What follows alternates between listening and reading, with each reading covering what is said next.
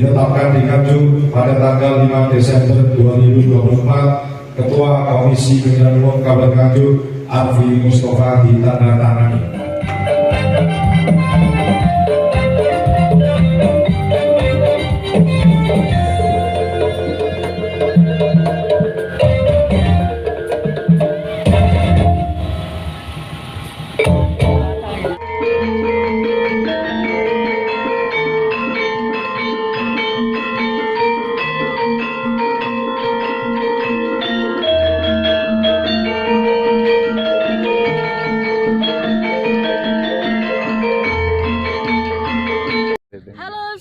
Kabupaten Nganjuk dan semuanya aja, jangan lupa subscribe, like, dan komen di channel YouTube Kong Danuji Nganjuk. Jangan lupa ya, pokoknya like, comment, subscribe. Baik, kita mulai persidangan.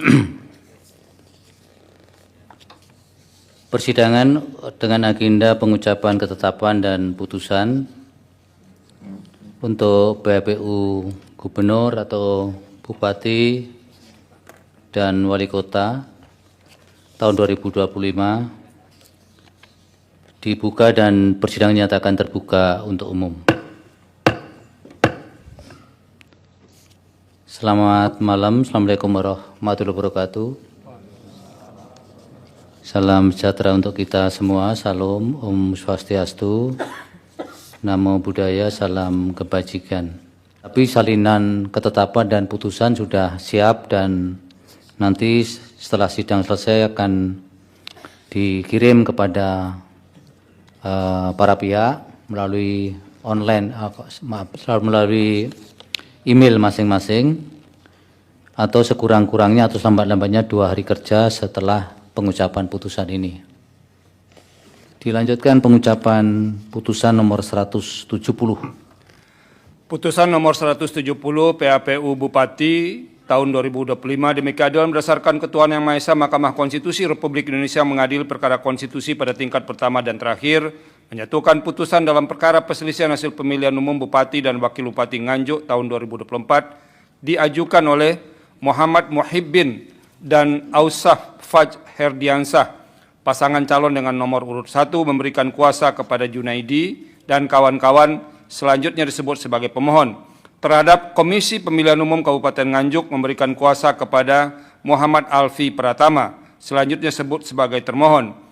Nama Marhen Jumadi dan Trihandi Cahyo Saputro, pasangan calon dengan nomor urut 3, memberikan kuasa kepada Mursid Mudiantoro dan kawan-kawan, selanjutnya disebut sebagai pihak terkait. Membaca permohonan pemohon dan seterusnya dianggap telah diucapkan, duduk perkara dan seterusnya dianggap telah diucapkan. Pertimbangan hukum, kewenangan mahkamah, dan tenggang waktu pengajuan permohonan berkenaan dengan kewenangan mahkamah dan seterusnya dianggap telah diucapkan. Mahkamah berwenang untuk mengadili permohonan quo. Oleh karena itu, eksepsi berkenaan dengan kewenangan mahkamah tidak beralasan menurut hukum. Tenggang waktu pengajuan permohonan berkenaan dengan tenggang waktu pengajuan permohonan, permohonan diajukan masih dalam tenggang waktu pengajuan permohonan. Kedudukan hukum pemohon berkenaan dengan aksi permohonan pemohon kabur dan seterusnya dianggap telah diucapkan adalah tidak beralasan menurut hukum. Oleh karena itu, Mahkamah akan mempertimbangkan keterpenuhan pasal 158 Undang-Undang 10 2016 berkaitan dengan pokok permohonan. Bahwa berkenaan dengan permohonan akuo, pemohon mendalilkan dan seterusnya dianggap telah diucapkan. Dalil pokok permohonan angka 1 sampai angka 3 dan seterusnya dianggap telah diucapkan.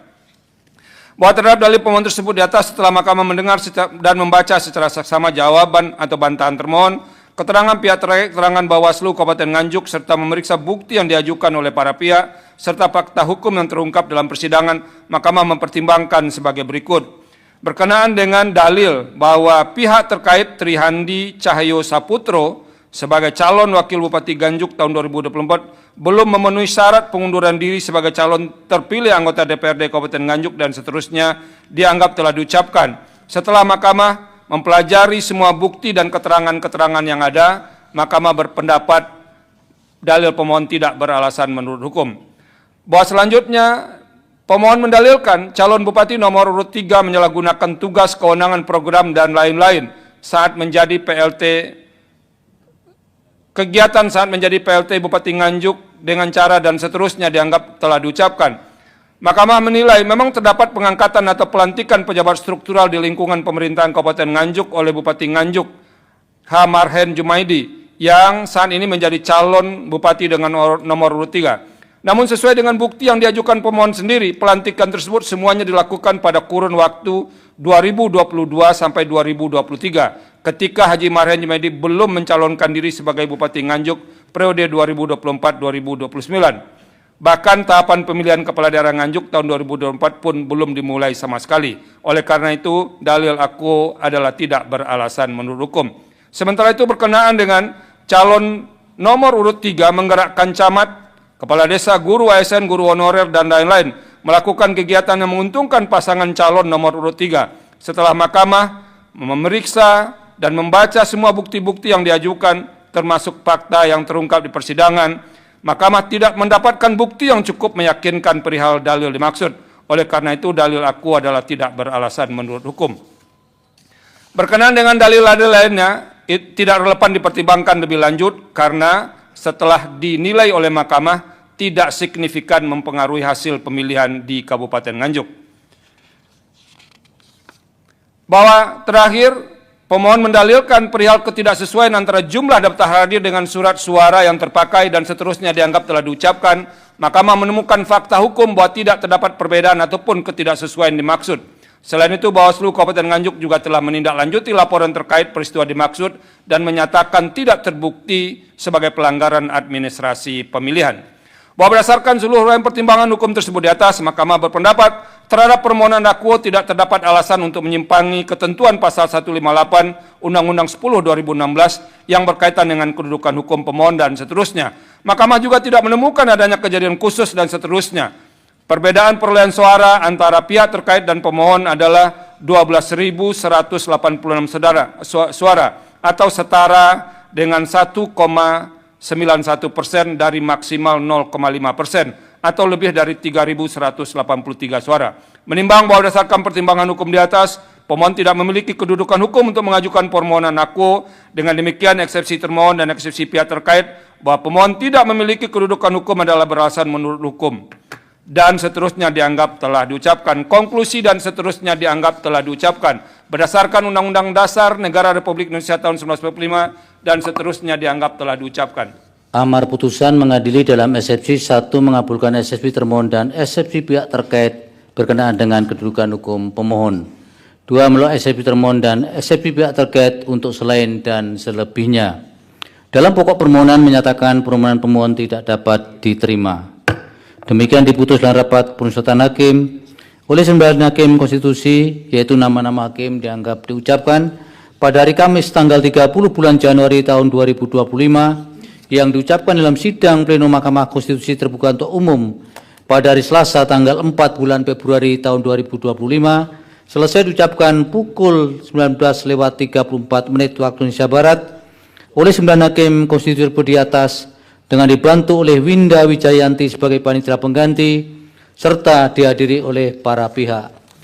Assalamualaikum warahmatullahi wabarakatuh. Alhamdulillah hari ini juga menggambarkan perasaan kami, mendung mesra dengan seluruh masyarakat Nganjuk. Sekali lagi pada seluruh masyarakat Nganjuk, terima kasih semuanya sudah memberikan suara kepada para paslon. Kemarin boleh misalnya pendukung paslon 1, paslon 2, paslon 3. Sekarang sudah tidak ada paslon lagi. Adanya apa? Nganjuk milik kita bersama. Dan dari itu para warga Nganjuk, ayo, pemilu sudah selesai, saatnya kita bersatu padu, kemudian kita bersama-sama membangun Nganjuk, karena Nganjuk milik kita bersama, bukan milik siapa-siapa. Maka dari itu sekali lagi saya selaku paslon, mungkin kalau ada kata-kata, perbuatan, tingkah laku ada yang kurang berkenan di hati masyarakat Nganjuk selama kontestasi pilkada kemarin, saya mohon maaf lahir batin.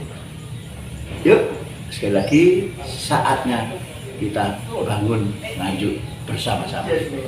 Ya.